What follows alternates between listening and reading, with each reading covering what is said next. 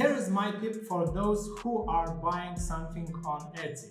If you found something interesting on Etsy, don't rush, check the brand on Google. It's a big chance you will find this brand on webshop or social media accounts, and probably you will be able to obtain same goods cheaper.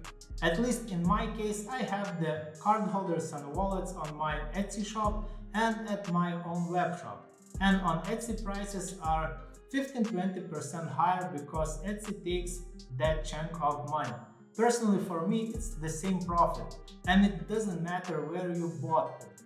And for you, it's cheaper just because you don't pay Etsy. Etsy also collects taxes such as US state taxes, so for buyers from United States, it's even more expensive.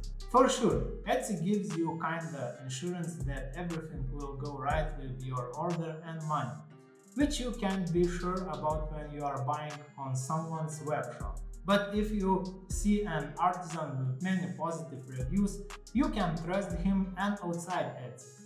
Sometimes when people on Etsy ask for a discount, I just hint to search on Google for STR Handmade, as such platforms as Etsy don't like direct links from their platforms to your own marketplaces. So be careful.